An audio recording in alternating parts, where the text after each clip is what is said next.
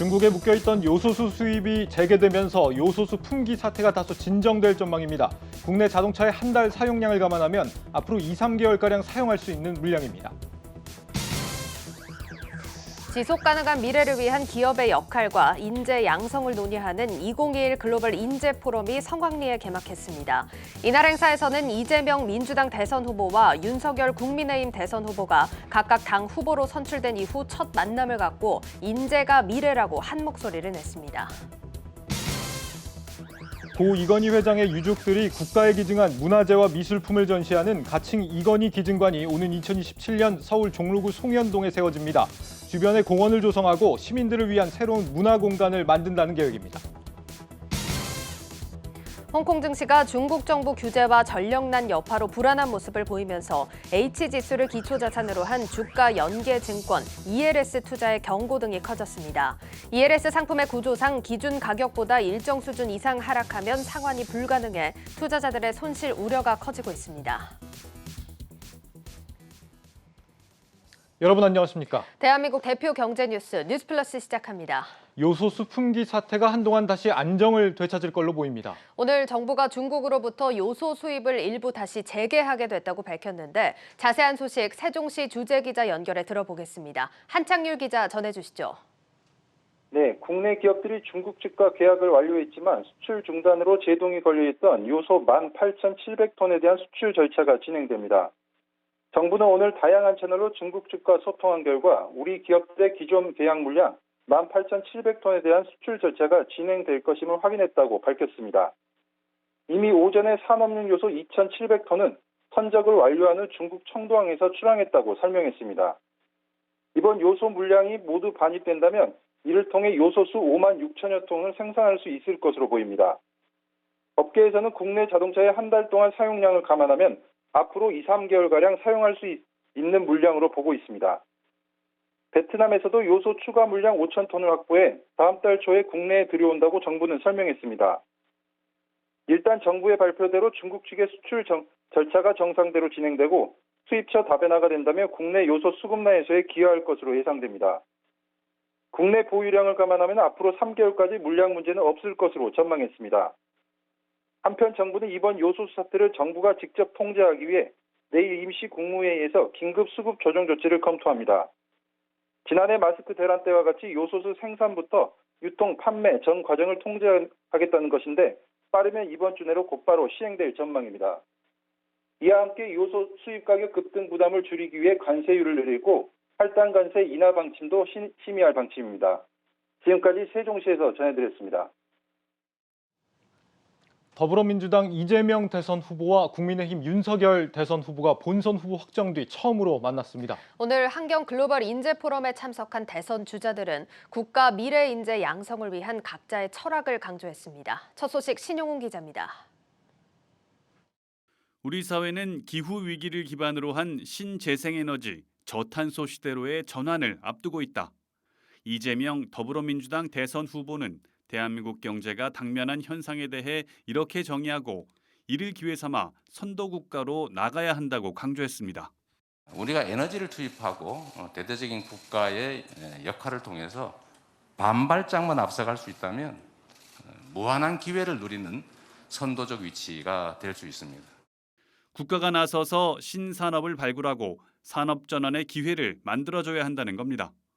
여야 대선 후보 확정 이후 처음으로 이재명 후보와 만난 윤석열 후보는 4차 산업혁명 시대 자본과 노동의 투입만으로 지속 가능한 성장을 유지할 수 없는 만큼 산업의 패러다임 전환이 여느 때보다 중요하다고 강조했습니다.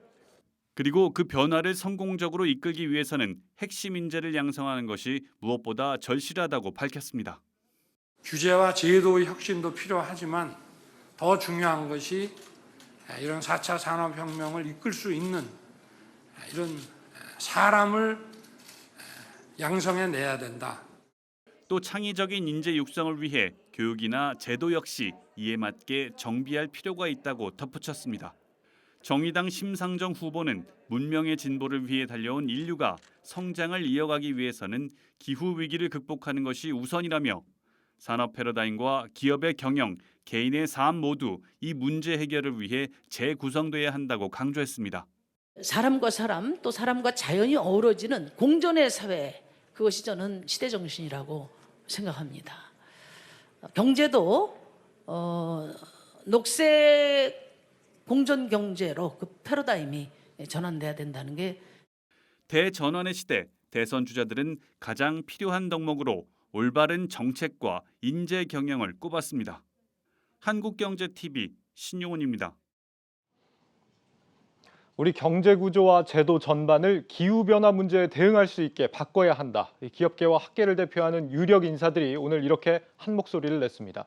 최태원 대한상의 회장은 기업들이 스스로 탄소 중립에 대응할 수 있게 페널티보다는 인센티브가 필요하다고 강조했고, 프랑스의 경제학자 자크 아탈리는 팬데믹 이후 우리 경제가 이기적인 생존 경제가 아니라 이타적인 생명 경제로 전환돼야 한다고 조언했습니다. 유호성 기자입니다. 손가락으로 방충망을 건드리자 수백 마리의 모기가 떨어져 나갑니다. 알래스카 한 지역에서 촬영된 영상인데 최근 모기 개체수가 늘면서 나타난 현상입니다. 기후변화로 알래스카 지역이 더워지면서 무릉덩이가 많아졌고 이로 인해 모기알들이 한꺼번에 부화하면서 개체수가 급격히 늘어난 겁니다. 이처럼 기후변화로 인한 전 지구적인 위기가 코앞으로 다가오면서 정부와 기업, 개인 등 모든 분야에서 대응책을 마련해야 한다는 목소리가 높아지고 있습니다. 최태원 대한상의 회장은 미래 성장을 위해 기업들이 직면한 변화는 바로 탄소 중립이라며 이를 달성하기 위해서는 기업들이 사업 구조를 자발적으로 혁신할 수 있는 인센티브 정책이 필요하다고 역설했습니다. 이게 페널티가 아니라 기업을 움직이려고 생각하면 인센티브가 필요로 합니다. 탄소를 주어진 양만큼 줄이질 못하면은 그럼 페널티 돈을 내라라고 생각하는 결국은 그런 페널티 시스템이었는데, 탄소를 그렇다고 생각할 때 탄소를 내가 줄일 만큼 줄이는 얘기를, 내가 만약 더 줄일 수가 있어도 굳이 더 줄일 이유는 없습니다. 유연한 제도와 정책을 통해 탄소 중립 문제를 기업이 내재화할 수 있도록 한다면 지속 가능한 성장을 이뤄낼 수 있다는 겁니다. 프랑스의 대표 석학 자크 아탈리는 기후변화를 만들어낸 지금의 경제 구조를 죽음의 경제로 정의하고 생명경제 분야로 전환이 시급하다고 강조했습니다. Not only through more investments in the sector of economy of life, but also in the sectors of training people towards the sectors of economy of life. We need more people in the sectors of health, education, clean energy, clean water, good agriculture. We need more knowledge on that. 기후변화로 나타난 다양한 사회 문제가 경제적 문제로 직결되면서 이를 방지하기 위한 사회 구성원들의 역할에도 변화가 요구되고 있습니다. 한국경제TV 유호성입니다. 서울 그랜드 워커힐 호텔에서 개막한 2021 한경 글로벌 인재 포럼에서는 디지털 전환과 ESG 그리고 지속 가능한 미래를 주제로 미래 교육의 해법과 인재 양성 방안이 논의됐습니다. 행사에는 앞서 보신 유력 대선 후보들을 비롯해 유은혜 부총리 겸 교육부 장관 등이 참석해 글로벌 미래 인재 양성의 중요성을 강조했습니다. 인류는 아직도 해결의 실마리조차 찾지 못한 많은 문제들을 안고 있습니다. 우리에게 위기를 극복할 수 있는 단 하나의 원천이 있다면 그것은 사람일 것입니다.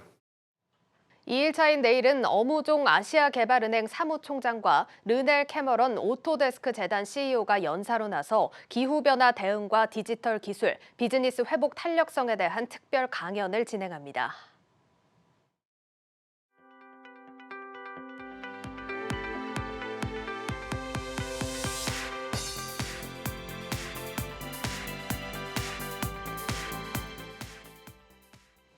이슈 키워드 시작하겠습니다. 첫 번째 소식부터 볼까요? 네, 첫 번째 키워드, K-팝 드라마 빗발치는 NFT 투자 선언입니다. 네. 드라마 제작사 초록뱀 미디어가 오늘 총 1,100억 원의 자금을 조달해 NFT 메타버스 신사업을 추진한다고 공시했습니다. 드라마 주몽과 올인, 나의 아저씨, 펜트하우스 같은 대표작들을 다수 보유하고 있는 제작사죠. 이번 자금 조달에는 롯데홈쇼핑과 빗썸 코리아, 비덴트, 또 YG 플러스 같은 다양한 분야의 기업들이 참여했습니다. 참여를 했습니다. 이 참여 기업들 면면을 볼 때 단순 지분 참여가 아닌 전략적 파트너십 성격이 강해 보입니다. 특히나 거래소 빗썸이 엔터 기업에 투자한 첫 번째 사례이기도 합니다. 네, 드라마 제작사가 NFT에 투자한다는 건 어떤 의미일까요? 예, 일단 초록뱀 미디어가 이번에 추진하는 NFT 신사업은 쉽게 말해서 드라마와 아티스트의 NFT를 만들어서 새로운 수익원으로 판매를 한다는 내용입니다. 예. NFT는 디지털 콘텐츠마다 위 변조가 불가능한 코드를 부여해서 소유자를 파악할 수 있게 하는 기술입니다. 요즘 넷플릭스 같은 글로벌 OTT들이 한국 드라마 투자를 확대하고 있는데 막상 흥행을 해도 제작사들에게 돌아가는 추가 수익은 거의 없다는 점, 앞서서 저희가 드라마 오징어 게임의 사례에서도 확인을 할 수가 있는데 초록뱀 미디어는 드라마가 흥행할 때 NFT로 디지털 굿즈를 만들어서 판매하면 이런 수익적인 한계를 극복할 수 있을 것으로 기대하고 있습니다. 네, 최근 한 주 사이에 이렇게 NFT 투자한다는 기업들 소식이 빗발쳤던 걸로 기억을 하는데 엔터 기업들이 줄지어서 뛰어들고 있는 상황이죠? 예, 그렇습니다. 업비트를 운영하는 두나무가 하이브와 JYP에 투자를 해서 NFT 상품을 출시하기로 했고 SM의 자회사 디어유도 앞으로 메타버스와 NFT를 접목해서 실물 경제와 가상 생태계를 연동시키겠다는 계획입니다.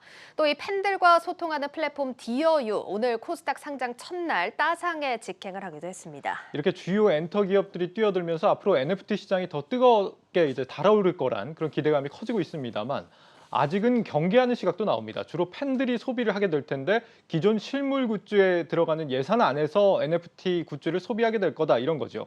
무조건 이 디지털 콘텐츠에 NFT만 붙인다고 될 게 아니라 얼마나 새로운 가치를 만들어낼 수 있는지가 성패를 좌우하게 될 걸로 보입니다. 다음 소식 볼까요? 네, 두 번째 키워드입니다. 형제, 자매 상속받을 권리 사라진다입니다. 앞으로 고인의 의사와 상관없이 형제나 자매가 상속 재산 중에 일부를 상속받는 일이 사라지게 됩니다. 법무부가 이런 내용을 담은 민법 개정안을 입법 예고했는데요. 고인이 자유롭게 상속을 할 수 있게 하겠다는 취지입니다. 자유롭게 상속할 수 있게요. 예. 고인이 사전에 지정하면 원하는 사람에게 상속을 할 수 있는 게 아니었나 보네요. 예, 그렇습니다. 바로 유류분이라는 개념 때문인데요. 고인의 의지와 무관하게 상속인이 받을 수 있도록 법으로 보장하고 있는 최소한의 유산 비율을 말합니다. 기존까지는 형제와 자매도 법정 상속분의 3분의 1을 유류분으로 받아갈 수 있었는데 때문에 고인이 특정인에게 재산을 몰아주는 유언을 하더라도 형제, 자매가 유류분을 주장해서 받아가는 일이 많았습니다. 앞으로는 이런 권리가 사라지게 되는 겁니다. 요즘 이 1인 가구가 많아지는 상황에서 형제 자매에 대한 상속이 정서적으로 안 맞기도 하고 사실 이런 문제 때문에 가족 간 잡음이 벌어지는 일도 많았습니다. 예. 생전 연락이 없던 형제가 갑자기 상속을 요구한다든지 이런 일이 사라지게 될 걸로 기대가 됩니다. 국민 법강정에 이제 맞게 개선을 하긴 했는데 다소 논란이 될 소지도 있다고요. 예, 맞습니다. 우선 배우자와 자녀가 없는 고인을 형제, 자매가 돌본 경우에도 상속 대상이 될 수 없다는 게 문제로 거론됩니다. 또 고인이 치매나 사기로 인해서 제3자에게 재산을 모두 상속하면 형제, 자매는 상속을 요구할 방법이 없다는 우려도 있습니다. 네, 법무부에 따르면 형제 자매뿐 아니라 아예 자녀나 배우자에 대해서도 고인의 의지와 상관없이 상속받아가는 유류분을 없애야 한다. 이렇게 보는 국민이 40%에 달한다고 합니다. 우리가 남이냐 하고 권리를 따지기 이전에 남보다도 못한 관계가 되지 않는 게 더 중요하지 않을까 싶네요. 이슈 키워드였습니다.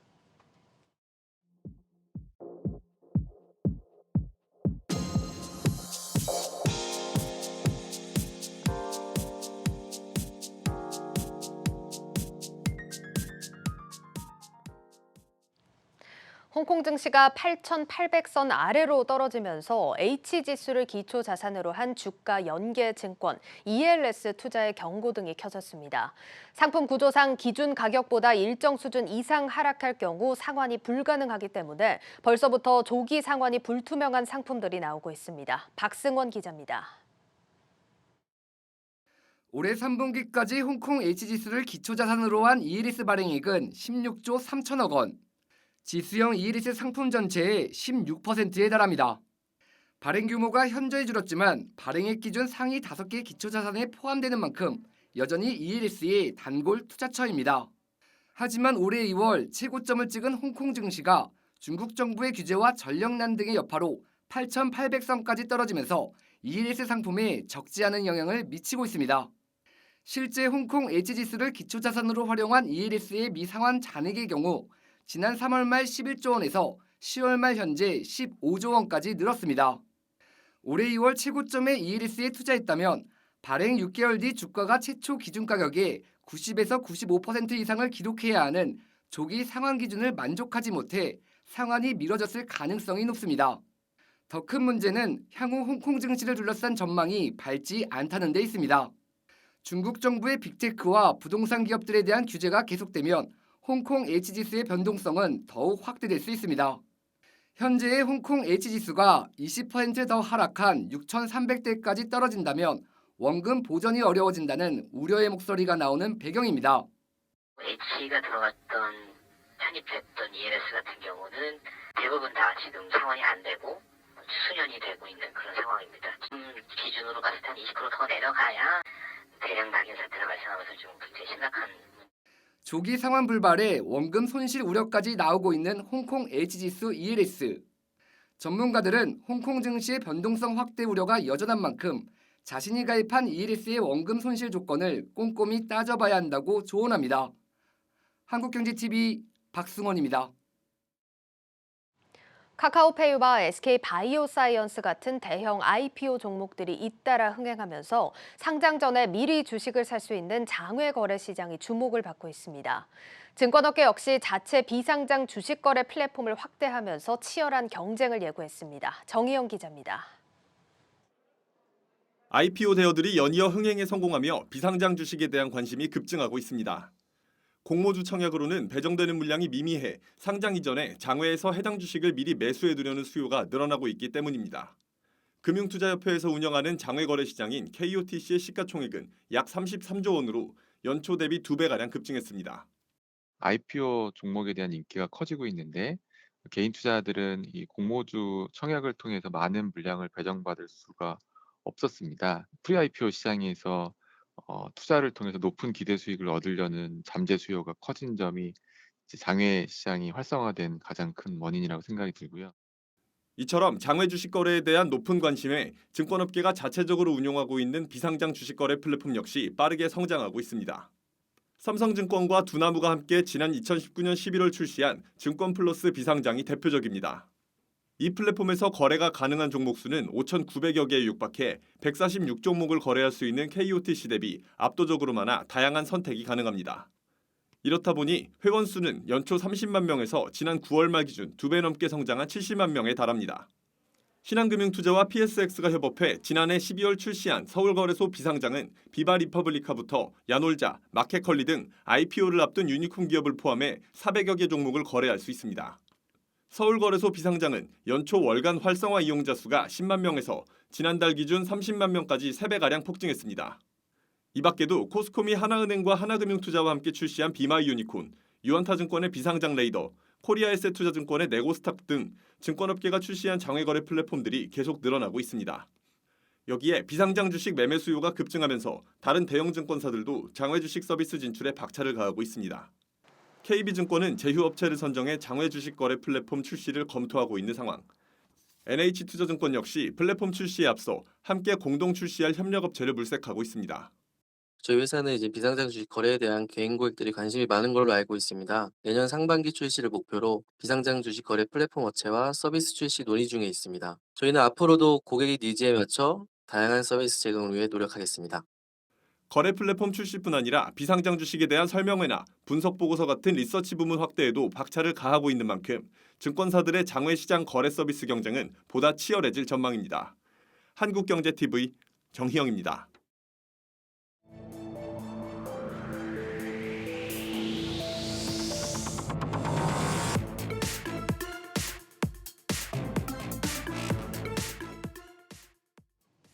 요즘 비타민이다, 오메가3다 이런 건강기능식품 안 드시는 분 찾아보기가 힘듭니다. 심지어 이 약국에서 구입하는 게 아니라 편의점, 마트 같은 생활 곳곳에서도 손쉽게 접할 수 있을 정도로 관련 시장이 성장하고 또 대중화됐는데 하지만 이 잘 모르고 구매했다가 낭패를 볼 수도 있다고 합니다. 이 바이오 분야를 출입하는 정재용 기자가 건강기능식품을 제대로 알려드리겠습니다. 정 기자, 이 건강기능식품을 뭐 몸에 좋다, 그래서 다 건강기능식품이다 이렇게 부르는 게 아니라면서요? 그렇습니다. 뭐 보통 홍삼이나 뭐 오메가3 말씀하신 것처럼 뭐 비타민 C가 들어가 있으면 이게 뭐 건강기능식품이다라고 해서 이제 홍보를 하는 경우가 굉장히 많은데요. 사실은 엄밀히 말하면 정부, 그러니까 식품의약품안전처에서 인정한 기능성 원료를 활용해야만 건강기능식품이 됩니다. 예. 이제 이걸 식약처가 기능성 원료에 대해서 기준을 만들어서 규격을 고시를 하고 있는데 이 원료를 만들어서 사용해야 진짜 건기식이 되는 거죠. 그러니까 쉽게 설명드리기 위해서 제가 시중에서 파는 단백질 보충제 이 파우더를 하나 갖고 왔는데요. 여기 보시면은 이 단백질 보충제 같은 경우는 보통 이제 건강기능식품이다라고 생각하시기 쉽지만 식품 유형을 보면 기타 가공품이라고 되어 있습니다. 예. 기타 가공품은 일반 식품으로 이제 분류가 되기 때문에 사실은 이게 건강에 좋은 원료가 들어갈 수도 있고 아닐 수도 있는 겁니다. 이와 반대로 이제 또 시중에서 파는 이 비타민 C 원료 알약 같은 건데 여기 보시면 이제 식품의약품안전처에서 건강기능식품이라고 해서 이제 도안 인증 마크가 있는 것을 확인할 수가 있습니다.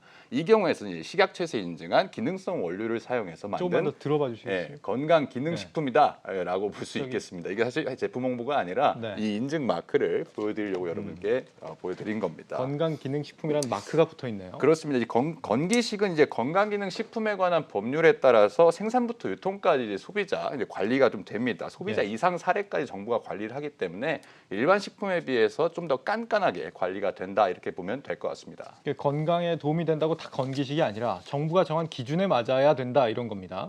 네, 그런데 이렇게 이 정부가 인정한 원료가 그러니까 정부가 인정한 원료를 생산되지 않은 것 중에서도 건강기능식품으로 인정을 받는 게 또 있다면서요? 그렇습니다. 이제 규격에 고시되지 않는, 그러니까 규격에 고시되는 원료 외에도 이제 개별 인정형 원료라는 게 있습니다. 예. 등록되지 않은 원료지만 이제 이 건강기능식품을 만드는 제조사가 연구 개발을 통해서 건강에 도움이 된다는 증거를 이 식약처한테 제출해서 허가를 받으면은 기능성 원료로 인정을 받습니다. 이런 경우도 앞서 봤던 그런 마크가 붙어 있습니까? 그렇습니다. 네. 이제 흔히 요새 유행하는 뭐 해모임 당귀 뭐 이런 것들이 있는데 예. 이제 건강기능 식품 규모 이제 시장 규모를 좀 살펴보면요. 2015년에 2조 9천억 원이었던 규모가 이제 매년 한 10% 이상 상승해서 올해는 이제 5조 6천억 원대를 기록할 것으로 전망이 됩니다. 상위 원료 품목을 보면 홍삼이 1등, 그리고 개별 인정한 제품이 2위, 그다음에 이제 프로바이오틱스 순위로 이렇게 나오는데요. 이 개별 인정 원료에는 아까 말씀드린 이제 면역 기능 개선에 도움을 준다는 이제 해모임, 그다음에 눈에 좋다는 루테인 같은 것들이 있습니다. 이 개별 인정의 시장 속도가 좀 큰 편이라 실제 데이터상에서도 이제 전년 동기 대비해서 이 원료를 활용한 시장이 성장세가 좀 가파른 뭐 이런 모습을 보이고 있는데 예. 제약 바이오 기업들을 비롯해서 식품 업체들까지 이 시장 공략에 좀 확대를 하고 있는 그런 상황입니다. 이 자세한 내용은 신동호 기자가 리포트로 준비했습니다. 지난해 우리나라 건강기능식품 시장에서 가장 돋보인 것은 콜마 B&H의 면역기능 개선 제품입니다.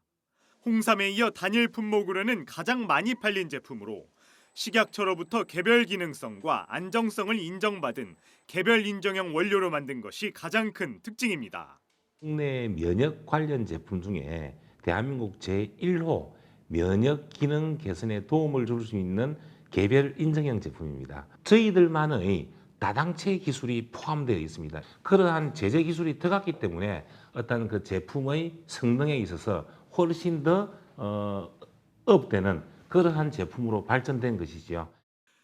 또 다른 건기식 전문 기업 프롬바이오도 개별 인정형 인증을 보유해 시장에서 가파른 성장세를 보였고 노바렉스 36개와 GC 녹십자 2개, 휴온스 1개 등 개별 인정형 원료 획득에 열을 올리고 있습니다. 이처럼 최근 제약 바이오 기업들이 건기식 시장에 진출하며 가장 핵심으로 꼽는 것이 개별 인정형 원료에 대한 독점권 확보입니다. 제조 기준 등 요건에 적합하면 누구나 진입할 수 있는 고시형 원료에 비해 개별 인정형 원료는 기능성과 규격 등에 있어 까다롭기 때문에 진입 장벽이 높습니다. 이 원료를 개발한 기업은 6년 동안 단독으로 사용 판매할 수 있는 권리를 획득하게 돼 신규 시장을 창출할 수 있습니다. 실제로 개별 인정형 원료 개발에 집중하는 기업들이 늘면서 이를 기반으로 한 생산 비중은 지난 2019년 18.6%에서 21.2%로 가장 큰 증가세를 보였습니다. 제약바이오 기업들이 개별 인정형 원료를 기반으로 건기식 시장에서 점유율을 확대하는 사이 식품업계도 건기식 시장 진출에 눈독을 들이고 있습니다. 대표적인 전통식품회사 CJ제일제당은 건강사업 부문을 독립적으로 구성하고 맞춤형 건기식 업체인 철랩을 인수하는 등 몸집을 키우며 메일유업도 건강영양식 판매 부문을 분사해 사업 확장에 나섰습니다. 기존 유제품 음료 기업인 HY는 사명을 바꿔 건강기능식품 종합기업으로의 도약을 목표로 하고 있습니다. 이들 식품업계는 프로바이오틱스 등 인기 제품들의 성분을 갖춘 제품들에 대한 형태 변화에 주력하면서 시장을 넓히고 있습니다. 전문가들은 지난해 코로나19를 겪으면서 건강과 면역에 대한 관심도가 높아져 건강기능식품 섭취가 대중화되는 만큼 시장 확대는 필연적이라고 이야기합니다. 기존 바이오 제약 기업들의 개별 인증형 원료를 통한 건기식 시장 성장세에 더해 식품 회사 등 건기식 사업을 하지 않았던 기업들이 잇따라 뛰어들며 이젠 건기식이 새로운 먹거리로 급부상한 모습입니다. 한국경제TV 신동우입니다. 네, 보신 것처럼 이제 기존의 제약 바이오 회사들뿐만 아니라 이제 식품 회사들까지 이 기능성 원료, 개별 인정형 원료에 대해서 좀 경쟁을 많이 펼치고 있는 것을 확인할 수 있는데요. 제약사들은 보통 이제 자회사를 설립해서 신제품을 많이 출시를 하고 있습니다. 대표적으로 이제 종근당의 종근당 건강, KTNG의 한국인삼공사, 한국콜마홀딩스의 콜마 B&H 등이 있습니다. 이제 각각 프로바이오틱스, 락토핏, 그다음에 홍삼 브랜드 정관장, 이제 해모임의 대표 주자들인데요. 락토핏으로 유명한 이제 종근당 건강 같은 경우에는 제품 출시 후 그야말로 대박이 나서 매출이 몇 년 사이에 4-5배 늘어나기도 했습니다. 락토핏 매출만 놓고 보면 지난해 약 2,600억 원을 기록하기도 했습니다. 올해는 코로나19 영향으로 영업 활동이 좀 제약이 좀 많이 있었는데요. 성장세가 예년처럼 가파르진 않지만 꾸준히 시장의 규모는 커지고 있습니다. 특히 이번 달부터 이제 위드 코로나 방역 완화 조치가 좀 도움이 될 거라는 그런 분석이 나오고 있습니다. 비슷한 상황은 이제 식품 업체들에게서 찾아볼 수 있는데 이 셀렉스라는 단백질 식품으로 유명한 메일유업이 관련 사업을 독립시켜서 메일 헬스 앤 뉴트리션이라는 회사를 만들었습니다.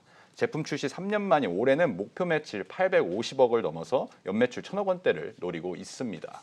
이게 그 개별 인정형 원료라는 것을 자격을 취득하게 되면 6년간 독점할 수 있는 권한이 주어진다 이런 겁니까? 그렇습니다. 앞서 리포트에서 그런 내용이 나온 것 같은데 정부 입장에서는 그렇다면 왜 정부가 직접 그 인증을 안 하고 이렇게 개별 인정형이라고 별도로 꼭 분류를 해야 되는 건가요?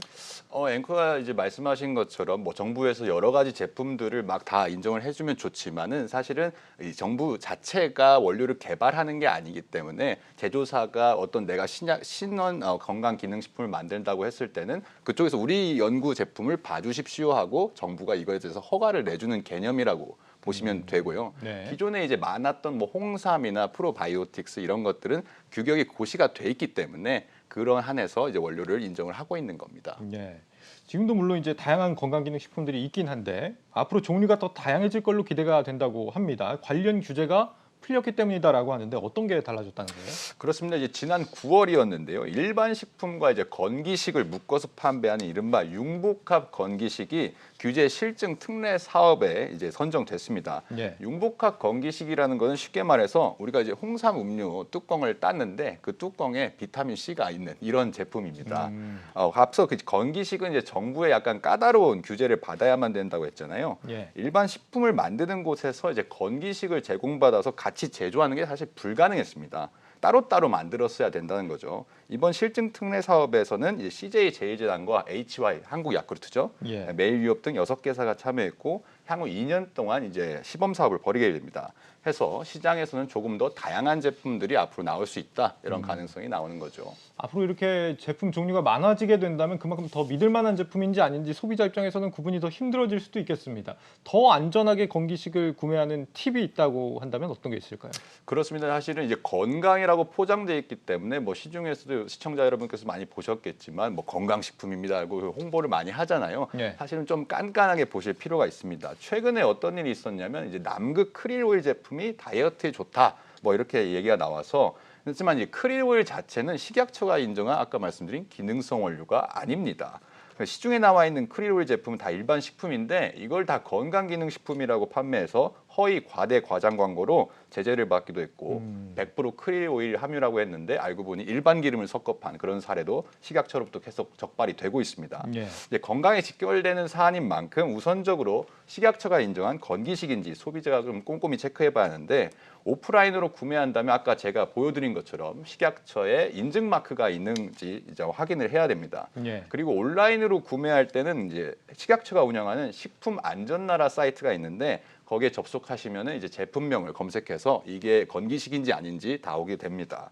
또 요새는 이제 해외 직구를 통해서 수입 물품들을 어떤 단백질 파우더 같은 걸 많이 구매를 하시는데 사실 수입 원료 같은 경우에는 사실 성분이 인정이 사용이 우리나라에서 금지된 성분이 있는 것도 있습니다.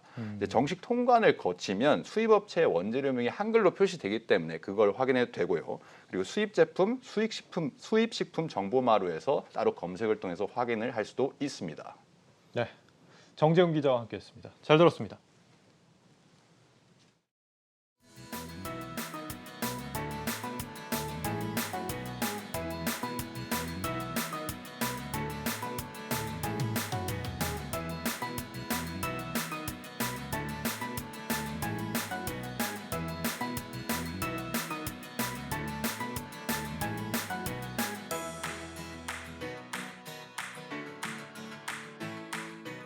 실외 프로그램을 통해서 이제 삼성 내 다양한 현업, AI 부서와 함께 이제 네트워킹을 통해 협업 방안에 대해서 논의할 수 있는 기회를 가졌고, 그리고 글로벌 마케팅 컨설팅을 통해 저희 글로벌 진출에 기반을 다지는 등 많은 도움을 받을 수 있었습니다.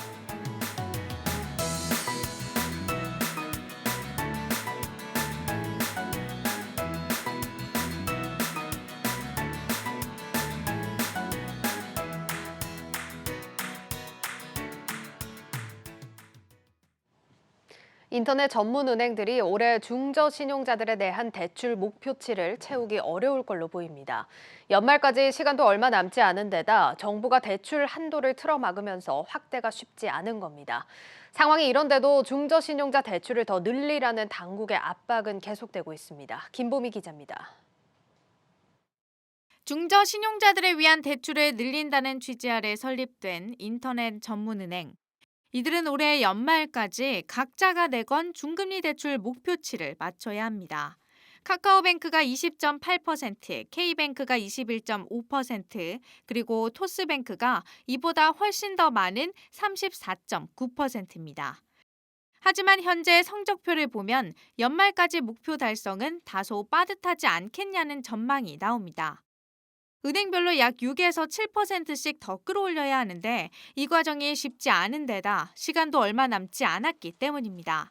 실제로 한 금융권 관계자는 중금리 대출의 경우 한 건당 한도 자체가 낮기 때문에 대출 건수를 아무리 늘린다 하더라도 생각만큼 전체 비중이 빠르게 올라가지는 않는다고 말합니다.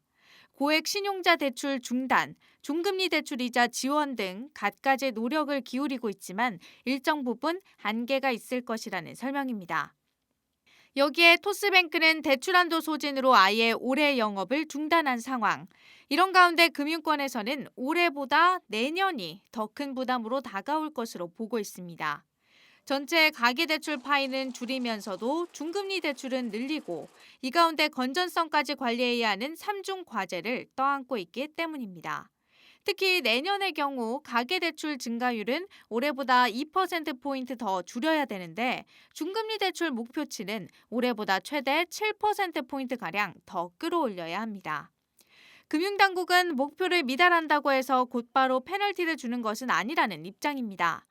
다만 추후 신사업 인허가 과정에서 질적 판단 요소로 고려한다는 계획이어서 인터넷 전문은행들의 부담은 계속 이어질 전망입니다. 한국경제TV 김보미입니다. 최근 유통업계 지각 변동이 예고되고 있습니다. 국내 1위 유통기업 롯데쇼핑의 3분기 실적은 경쟁사인 신세계백화점이나 현대백화점 등에 비해 크게 뒤처졌습니다. 여기에 편의점 업계 1위인 GS리테일도 경쟁사 BGF 리테일이 무섭게 성장하며 1위 수성이 위태롭다는 우려가 커집니다. 박승환 기자입니다. 어닝쇼크 롯데, 굳건한 신세계, 레벨업 현대. 국내 B3 유통기업들의 3분기 실적을 한 줄로 요약한 말입니다. 롯데쇼핑의 3분기 영업이익은 지난해 같은 기간에 비해 73% 줄어든 289억 원으로 백화점 사업부만 떼내보면 210억 원 적자를 기록했습니다. 창사 42년 만에 단행한 희망퇴직 비용 때문이라는 설명인데 이를 감안하더라도 영업이익은 지난해 절반 수준입니다. 지난해 같은 기간에 비해 2배가량 늘어난 552억 원의 영업이익을 기록한 신세계백화점과 무역센터점 휴점에도 불구하고 586억 원의 영업이익을 낸 현대백화점과는 대조적입니다. 가장 큰 원인으로는 롯데가 백화점 사업의 핵심으로 떠오른 명품 경쟁에서 뒤처진 점을 꼽을 수 있습니다. 특히 백화점 3사 중 가장 많은 매장을 가졌음에도 소비자들의 선택을 받지 못했다는 점은 뼈아픈 부분입니다. 롯데는 훨씬 더 대중적인 이미지를 갖고 있거든요. 비록 똑같은 샤넬백을 사더라도 사람들은 신세계 가서 사고 싶어 한다는 거죠. 편의점 업계도 비슷한 상황입니다. GS25를 운영하는 GS 리테일의 편의점 사업 부분 영업이익은 8.3% 감소한 반면 CU를 운영하는 BGF 리테일은 9.1% 성장했습니다. GS 리테일은 코로나19 재확산을 원인으로 지목하며 업계 간 경쟁도 작용했다고 설명했습니다. 타사 공세에 밀렸다는 점을 인정한 셈인데 실제로 경쟁사 CU는 공표 마케팅을 앞세워 소비자 관심을 끄는 데 성공했습니다. 비대면 시장으로 넘어가는 이 와중을 이제 신세계 이마트하고 비대면에 적응을 잘한 CEO하고 제품을 좀 구색을 바꿨나 해서 소비자의 마음을 사로잡는 기업만이 시장에서 살아남을 수 있다는 의미입니다. 한국경제TV 박승환입니다. 고 이건희 회장의 유족들이 국가에 기증한 문화재와 미술품을 전시하는 가칭 이건희 기증관이 서울 종로구 송현동에 세워집니다.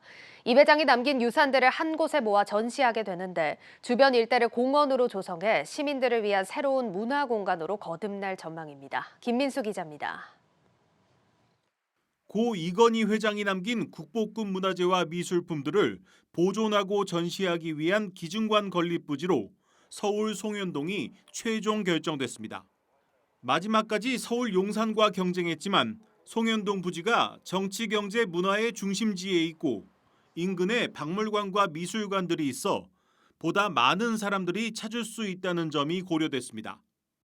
송현동 일대는 정치, 경제, 문화예술의 중심지이자 문화관광 인프라 또한 발달하여 방문객의 접근이 용이하고 인근 문화시설과 연계한 다양한 활동이 가능한 것이 가장 큰 장점입니다. 전체 송현동 부지 3만 7천여 제곱미터 가운데 3분의 1가량을 이건희 기증관 부지로 하고 나머지는 시민들을 위한 공원으로 조성됩니다. 서울시와 문화체육관광부는 업무 협약을 맺고 이건희 기증관을 중심으로 한 일대를 대한민국 대표 문화관광 중심지로 육성하기로 했습니다. 우리 서울의 광화문 일대도 이미 세계 어디에 내놓아도 손색이 없는 훌륭한 역사문화 자산들을 가지고 있습니다. 송현동에 이건희 기증관이 건립이 된다면 이곳 광화문 송현동 일대가 세계적인 문화 관광 명소로 거듭날 수 있으리라고 확신합니다. 이건희 기증관은 내년 하반기 국제설계 공모에 들어가 오는 2027년 개관하는 것을 목표로 하고 있습니다. 또 각계의 의견 수렴을 거쳐 이건희 기증관보다 확장성 있는 이름을 찾기로 했습니다. 한국경제TV 김민수입니다.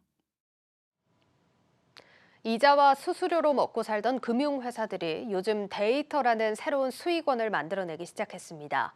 소비자의 생활과 건강까지 책임지는 혁신적인 변화가 기대를 모으는데 저희 한국경제TV가 연속 기획으로 준비했습니다. 먼저 장슬기 기자입니다. 앱 하나만으로 나의 모든 금융 정보를 들여다볼 수 있고 내게 딱 맞는 상품도 추천받습니다. 보험사는 내 상태를 수시로 체크해 건강관리까지 도맡습니다. 그간 결제나 상품 가입 등 기본 역할에만 머물러 있던 금융회사들. 특히 은행에 비해 기본 역할이 한정돼 있던 보험사나 카드사들의 경우 더욱 변화가 절실한 시점입니다. 보험연구원은 최근 발표한 2022년 보험산업 전망 보고서를 통해 내년 생명보험업계의 수입 보험료는 올해 4.3% 성장해서 내년 1.7% 성장으로 증가세가 둔화될 것으로 전망했습니다. 카드사의 경우에도 주 수익원인 카드 가맹점 수수료율이 10여 년째 꾸준히 내려온 데다 내년 추가 인하까지 앞두고 있어 수익성 악화가 불가피합니다. 이런 상황에서 금융사들이 찾은 돌파구, 바로 데이터입니다. 이들 금융사는 데이터라는 새 먹거리를 활용해 본연의 역할에서 나아가 개개인 맞춤이 가능한 생활 금융 서비스로 영역을 확대하고 있습니다. 워낙 또 경쟁이 심화되고 일반된 상품들은 다 가입할 사람 다 가입을 했으니까 또 그 고객들의 성향이 또 차별화된 나만의 보장 이런 부분들을 좀 찾다 보니까 차별된 상품을 만들 필요가 있었던 거고 또 상품을 떠나서 서비스에 대한 수요가 또 늘어나는 거죠. 대표적인 것은 금융 플랫폼. 최근 네이버나 카카오 등 빅테크들의 강력한 플랫폼이 등장하자 금융사들 역시 자체적인 플랫폼을 만들어 이용자들의 활용도를 높이는 데 주력하고 있습니다. 금융사들이 고객의 건강을 직접 관리하는 헬스케어 서비스도 각광받는 새 사업입니다. 세계 스마트 헬스케어 시장 규모는 지난 2015년 790억 달러 수준에서 지난해 2060억 달러로 2배 이상 성장했습니다. 국내에서도 계약자 외의 일반인에게도 헬스케어 서비스를 제공하는 등 대상을 확대하고 헬스케어 산업 육성을 위한 금융사의 자회사 소유 규제를 풀어주는 등 규제 완화가 병행되고 있습니다. 소비자들도 그 고객들도 뭐 국민들도 질병이 나서 그때 가서 이제 관리하겠다는 게 아니라 질병이 나기 전에 이제 관리가 필요한 거니까 그런 부분을 이제 보험회사가 제공해 주는 그런 부분을 이제 요구하고 보험회사도 이제 상품만 파는 게 아니라 서비스도 유료로 제공하는 이런 부분을 이제 사업을 확장하려고 노력을 하고 있죠. 데이터를 기반으로 새 금융 시대를 꾀하고 있는 금융회사들. 이 같은 금융회사들의 건강한 변신으로 금융 소비자들의 삶의 질 역시 향상될 것으로 기대되고 있습니다. 한국경제TV 장슬기입니다.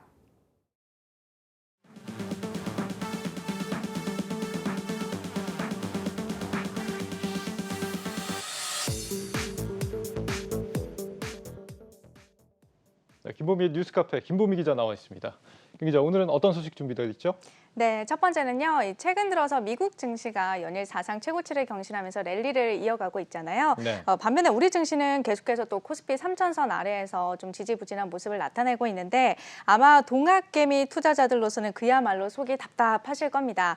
이 11년 만에 최대 수준으로 벌어진 한미 디커플링 원인과 전망 같이 좀 살펴보겠습니다. 네, 이 디커플링 이게 서로 따로 움직인다 이런 의미잖아요. 네. 뉴욕 증시가 어제는 물론 이제 소폭 하락하긴 했는데 최근 거의 한 8거래일 동안 계속 상승을 해왔습니다. 반면에 이제 한국과 미국의 증시가 11년 만에 최대로 벌어졌는지는 몰랐네요. 네. 실제로 뭐 어느 정도나 벌어진 겁니까? 차트를 좀 준비를 했는데요. 같이 한번 좀 보시겠습니다. 네. 빨간색 그래프가요. 이제 코스피고 그다음 밑으로 분홍색 그래프가 S&P 지수인데요. 앞단을 보시면 이제 미국 증시랑 우리 증시가 좀 같이 가는 움직임을 보이다가 이제 올해 8월경부터 검은색 박스로 좀 따로 표시를 해뒀는데 올해 8월경부터 이 빨간색 그래프가 이제 훅 꺾이면서 우리 증시입니다. 우리 증시가 훅 꺾이면서 좀 분위기가 바뀝니다. 네. 미국 증시 같은 경우에는 상승세를 타고 올라가는 반면에 우리 증시가 좀 힘을 쓰지 못하고 이렇게 좀 흘러내리고 있는 모습이 나타나고 있는 겁니다. 미국 증시는 사실 올 들어서 계속 강한 흐름을 보여주고 있기 때문에 확실히 문제는 우리 증시에 있다 이런 생각이 들긴 하는데 네. 이유가 뭘까요?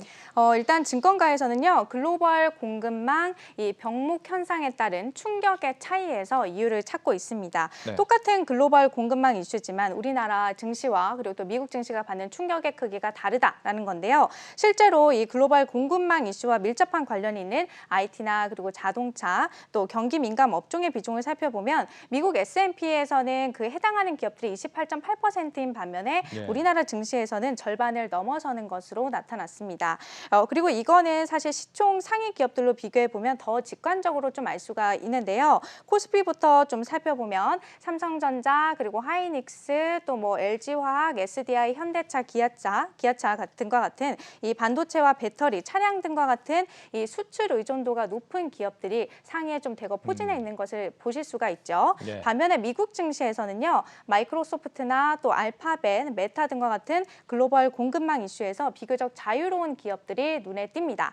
물론 애플이나 아마존 같은 경우에는 공급망 이슈 영향을 받고 있는 기업들도 일부 있지만 이를 상쇄시켜줄 수 있는 다른 기업들이 또 이렇게 포진해 있다라는 겁니다. 확실히 미국은 이제 서비스나 플랫폼 기업들 중심으로 돼 있다면 우리나라 같은 경우는 제조업 기반이다 보니까 이런 원재료가 부족해질 때 피해가 더 큰 것 같습니다. 네. 그렇다면 이제 피해가 큰 이런 공급망 부정 원인 말고 다른 원인도 있을까요?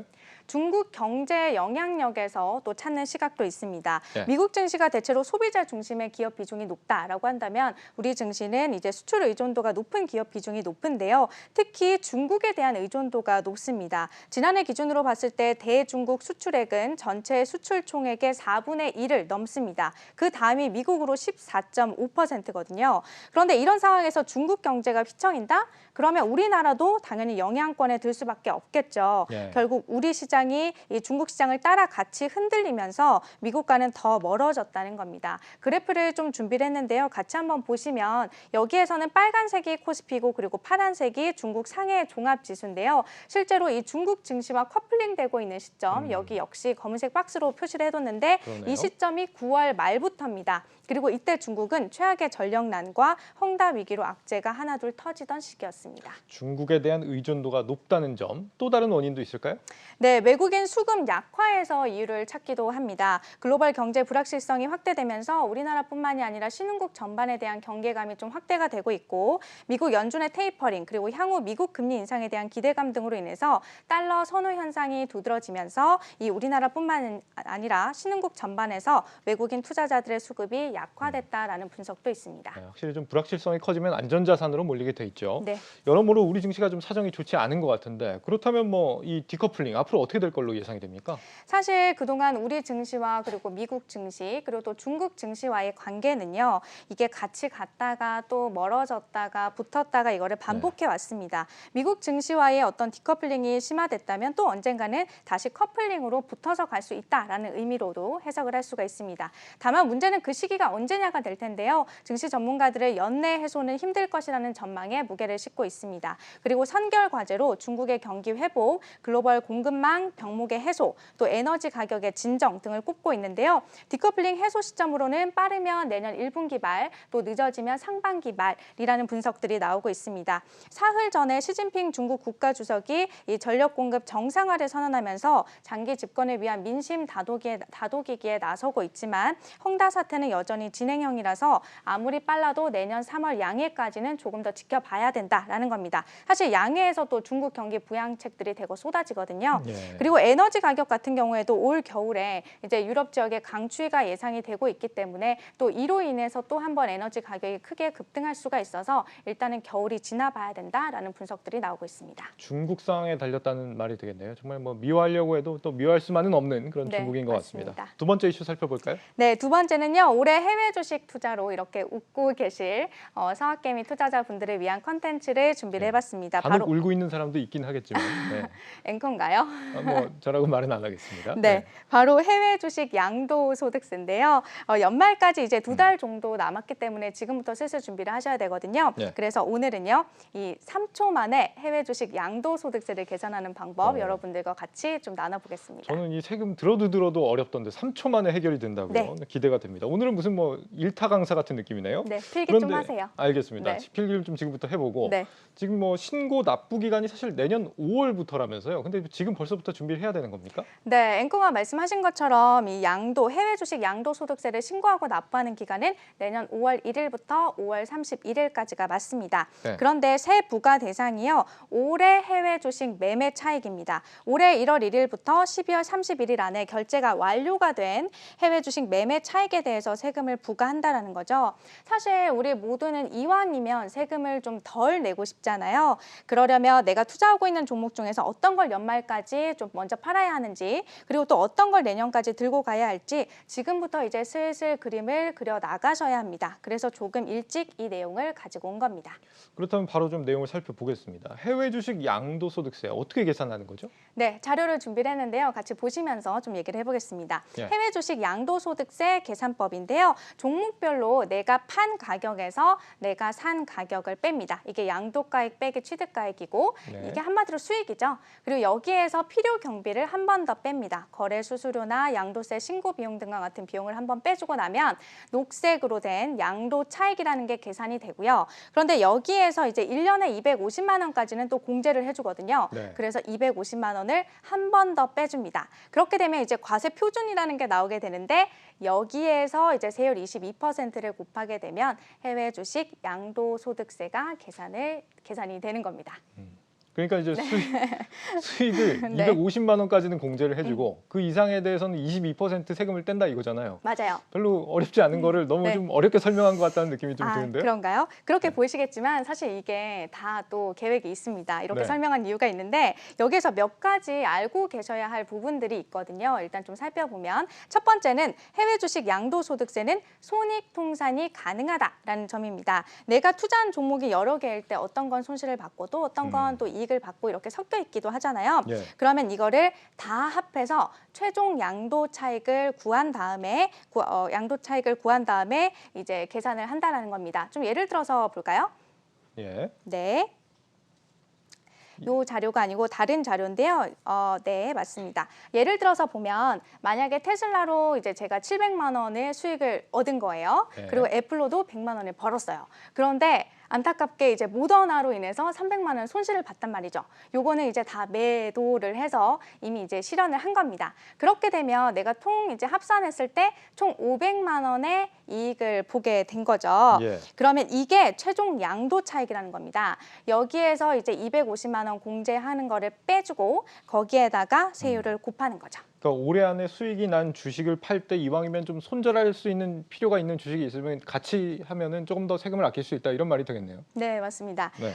때문에 이 부분 때문에 지금부터 슬슬 준비를 하셔야 된다라고 말씀을 드렸던 겁니다. 근데 꼭 그렇게 팔아서 손절하고 나면 꼭 오르더라고요. 내가 손절을 하고 나면. 맞아요. 그래서 사실 원래 한 번 팔면 다시 쳐다보는 게 아니라고들 하잖아요. 예. 네. 그래서 이어서 좀 두 번째는요. 이제 양도가액과 취득가액은 결제일 기준 환율로 계산한다라는 점입니다. 매매일 기준 환율이 아니라는 거죠. 결제일 기준하고 매매일 기준이 어떻게 다른 겁니까?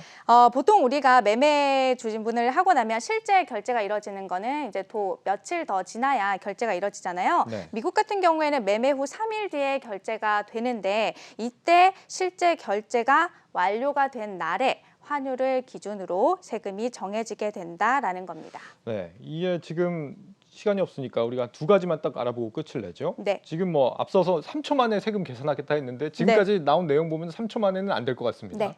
어떻게 해야 됩니까? 네, 빨리 말씀을 드리면요. 네. 일단 여러분들이 쓰고 계시는 증권사 HTS나 MTS를 이용해서 이제 또 계산을 해보실 수 있습니다. 증권사에서는 이런 해외 주식 양도소득세 미리 계산하기 기능을 제공을 하고 있는데 자료화면에서 보시는 것처럼 HTS나 MTS 상에 이렇게 양도라는 글자만 치시면 밑에 관련 메뉴가 뜰 겁니다. 네. 제가 좀 예시 자료를 좀 준비를 해봤는데요. 실제로 이렇게 이용을 해보면 이제 내가 투자한 종목들은 어떤 것들이 있는지 그리고 각 종목들을 내가 얼마에 샀고 얼마에 팔았는지 등이 다 포함해서 최종적으로 내가 내야 할 양도소득세 예상치를 조회를 해볼 수 있습니다. 여기 네. 화면에서는 좀 잘 보이시지 않겠지만 합계가 마이너스 18만 원이거든요. 그러니까 증권사에 가면 저런 서비스를 이용할 수 있다는 거고. 네, 맞습니다. 마지막으로 지금 그 250만 원이 만약에 넘어서 세금을 이제 내는 게 어쩔 수가 없는 상황이다. 그런 상황에서도 좀 세금을 아낄 수 있는 그런 방법이 혹시 있습니까? 네, 있습니다. 이거 같은 경우에는요.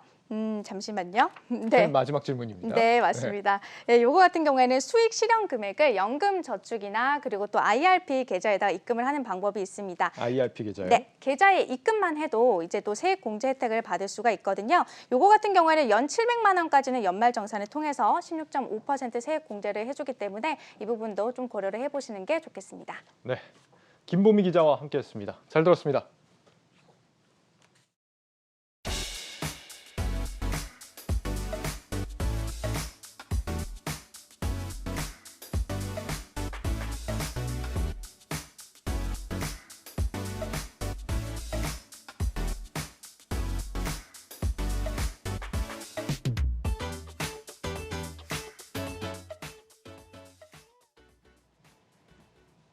뉴스플러스를 마치겠습니다. 여러분 고맙습니다.